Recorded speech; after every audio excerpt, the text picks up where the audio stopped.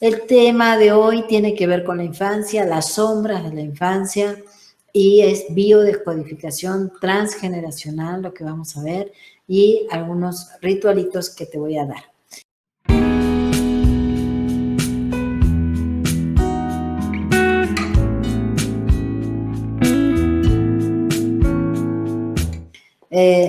Hay muchas personas que te dicen que tuvieron una infancia feliz, y la pregunta es, ¿esas personas tienen sombra cuando te dicen de que tienen una infancia feliz? Por supuesto que sí. Nada es totalmente feliz ni nada es totalmente triste.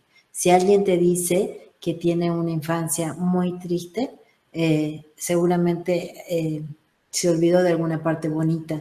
Lo mismo me pasaba a mí cuando estuve casada. Hubo muchos años muy duros para mí y siempre dije que había sido un matrimonio para mí muy duro y muy triste. Y hace poco llegué a Argentina, encontré muchos álbumes de cuando estaba casada y en todas estaba riéndome. Entonces quiere decir que a lo mejor no era ni tan duro, ni tan triste, ni tan malo. Así son las historias, es lo que nos contamos, lo que hace la fuerza para poder ir hacia el futuro, o lo que sucede. ¿Cuál es la realidad? Es lo que te contaste. O sea, a lo mejor te estás contando en este momento una historia equivocada producto de esta sombra. Las personas que han tenido una niñez feliz tienen, por supuesto, sombras, tienen conflictos que hay que pasar y conflictos que pasaron y situaciones que a lo mejor tengan que arreglar en un futuro. Es preferible poder ver lo mal que la pasé para poder trabajarlo y luego soltarlo, porque yo no puedo ir por la vida contando 20.000 años la misma historia. Por supuesto que los que estamos en biodescodificación y toda la gente que hace esta tarea, tenemos refrescos de nuestra vida, de cuando éramos chicos. Ante una situación se activa un mecanismo. Por ejemplo, hace poco cumplió los años la maestra Eugenia, y yo le canté el feliz cumpleaños en mi casa junto con otras maestras, y me acordé que cuando era niña, yo tenía, era mi cumpleaños, me levanto para saludar a mi mamá y una vecina le dice, esta nena tiene varicela. Entonces me mandan a la cama, yo me voy llorando porque era mi cumpleaños y yo dije, era el momento más lindo de mi vida, siempre una vez por año. Me tuve que ir a la cama y vinieron todos mis familiares. ¿Y qué crees, Rafa, que pasó? ¿Qué pasó, yo? Me cantaron las mañanitas, bueno, en ese momento no son las mañanitas porque no estaba en México, el cumpleaños, pero me encerraron en la habitación, cerraron la puerta y todos los parientes cantaban las mañanitas, pues cantaban el feliz cumpleaños en el comedor. Entonces, en ese momento en que yo le estoy cantando a la maestra, ¿por qué a mí se me viene esa parte en la que después que le termino de cantar le cuento mi historia? Ese recuerdo. Ese recuerdo. Porque ella viene del trabajo con Cristóbal Jodorowsky, donde ella cuenta que cuando es chiquita llora toda una noche, la dejan llorar toda una noche, porque antes te decían eso los pediatras, déjalo llorar, y yo lo he hecho con mi hijo mayor, que me golpeaba la puerta y nosotros con el papá del otro lado estábamos, o sea, sosteniendo la puerta y dejarlo llorar. Y entonces ella dice, Eugenia dice que si te dejo llorar toda la noche, a ti te queda una memoria de, por más que yo pretenda que ser escuchada, no voy a ser escuchada. Y puede un conflicto chiquitito, como puede ser una pequeñez, actuarte para un futuro y hacerte un cambio de destino. Por supuesto que sí, porque si te lo acuerdas, no es una pequeñez, porque yo no puedo entender, aunque después lo entendíamos con las maestras, decíamos, capaz que cantaban el feliz cumpleaños lejos de mí, porque si yo soplaba las velitas le iba a contagiar la varicela a todo el mundo. Claro. Entonces, por supuesto, se dijeron, le cantamos el cumpleaños, que esta quede sola.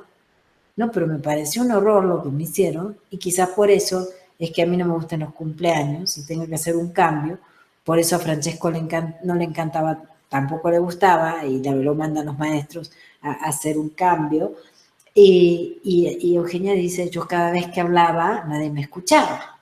Y después me acordé, en ese mismo momento, que cuando me acordé que mi abuelo vivía con mi mamá, o sea, los suegros de mi mamá en la casa de adelante y yo vivía atrás con mi mamá y mi papá y cada vez que me caía, que era chiquita, mi abuelo la regañaba y entonces decía que no quería escucharme llorar. Cuando yo lloraba, ella me tapaba la boca. Me acuerdo perfectamente cómo me tapaba la boca. Entonces, eso saca un conflicto, que es, yo no puedo llorar, mejor me callo. El día que bautizamos a mi nieto, se me apareció una canción que me cantaba mi papá. Nunca me la acordé. Entonces, al tener una biodescodificación hecha, quiero decirte, de ver videos como tú que estás viendo, de estudiar, o de si vienes a la escuela nuestra o a la de Henry, a la que sea, y empiezas a trabajar, vas a poder descodificar todo el tiempo. Y esto es una maravilla, porque las sombras de las que hablo son las heridas de la infancia, que es el abandono, que es el rechazo, la humillación, la traición, y estas heridas tienen máscaras. Entonces las personas que tuvieron rechazo van a andar huyendo de las cosas buenas, no van a querer lo bueno, van a querer irse cuando le dan algo bueno. Y el abandono son personas que van a quedar con una dependencia emocional muy grande, y eso lo tienen muchas mujeres.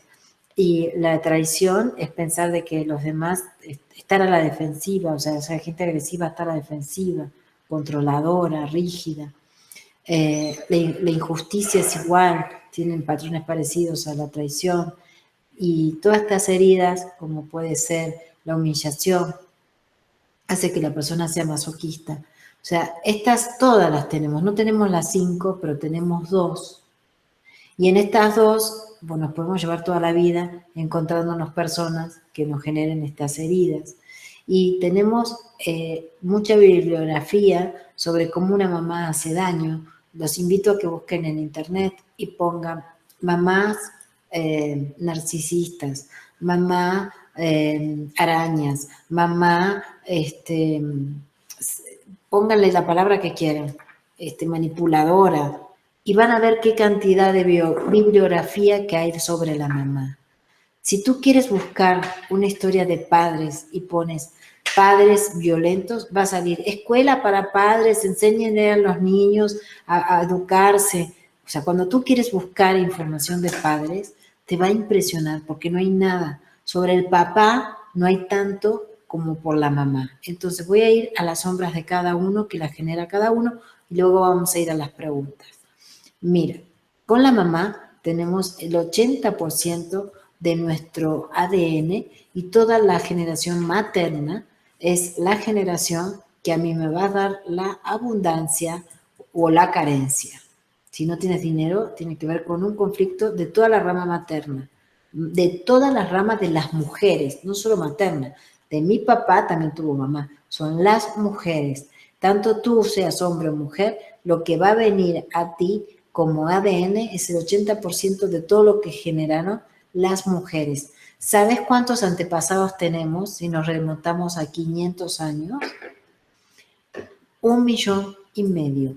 Quiere decir que para que tú estés aquí tuviste que tener 1,5 millones de antepasados, contando con generaciones que van de 30 años. No estamos contando con las mamás jóvenes de 16 a 18 años. Entonces, ¿cuántas mujeres pasaron? Hubo guerras, hubo abortos, suicidios, asesinatos, violaciones, muchísimas. Toda esa memoria va a pasar con nosotros, y ante una situación de estrés te la va a reactivar el cerebro. Pero como tú no eres biodescodificador, a lo mejor no la entiendes, pero en un momento cuando la entiendas, o sea, vas a poder sacarte de encima esa carencia, esa falta de pareja, esa falta de salud. Y las mamás, así como dan toda esta parte tan bonita, también pueden hacer mucho daño, porque hay mamás que se ven ellas solas, que son narcisistas, que el mundo gira alrededor de ellas. Hay mamás que son las pobrecitas y que son las que siempre son las dóciles y las sensibles, y entonces eso te carga a ti como de un poco, o sea, un empoderamiento muy bajo, ¿no? O sea, una mamá que es sumisa va a traer un empoderamiento bajo. Una mamá que es una matrona, que es una, que viene de un matriarcado, va a tener una fuerza impresionante, te va a derribar con su fuerza, pero te va a dar fuerza. Una mamá que es una sobreprotectora, te deja sin recursos. Y una mamá que te maltrata, te da más recursos, a pesar del dolor del maltrato. Entonces, no hay nada ni bueno ni malo, sino que hay una realidad. Si la tienes viva y te puedes enterar de situaciones que te puedan llegar a ayudar, pregúntale por qué lo hizo. Eso te va a ayudar mucho porque va a decir que lo que hizo lo hizo por ignorancia, lo hizo sin darse cuenta y te va a alivianar. En el caso del papá, el papá da el éxito, el papá da, da la disciplina, da la voluntad, da como la fuerza, ¿no? Entonces, si el papá esté o no esté, porque esto se genera en el segundo en que ellos están por procreándote, se da esa energía, el papá te va a dar la disciplina, el orden, el éxito, la fuerza. El papá lo representa el sol, así que yo puedo mirar al sol y hablar con mi papá y pedirle a mi papá, aunque lo tenga presente, lo tenga en vida, puedo pedirle a mi papá que me dé, miro al sol y le digo, papá, dame esto que estoy necesitando, el éxito, la disciplina, el orden, la organización. Si es hacia la mamá, la voy a honrar. Si necesito abundancia, si necesito bajar de peso, si necesito tener una buena salud y una buena pareja, me agacho, como hacen los musulmanes, en el piso, o puedo poner una foto de mi mamá y decirle, mamá, gracias por darme la vida, con eso fue suficiente, aquí te dejo todo lo que no me corresponde. En cambio, al papá se le agradece, se mira al sol, se le agradece por dar la vida y le dice, papá, tomo toda tu energía. O sea, dice, en la mamá se entrega y el papá se toma. Inclusive el papá trae las adicciones fuertes. El papá, me acuerdo de tomar, el alcohol es el papá, el cigarrillo es conflicto con la mamá y la marihuana es conflicto con la mamá porque en la panza hay un líquido parecido al hachís y es como estar drogados. Y cuando un hijo empieza en la edad de la adolescencia que quiere encontrar su yo soy, su identidad, va a ir a buscar la marihuana, porque en realidad la marihuana es la mamá, por eso se llama Mari. Mari.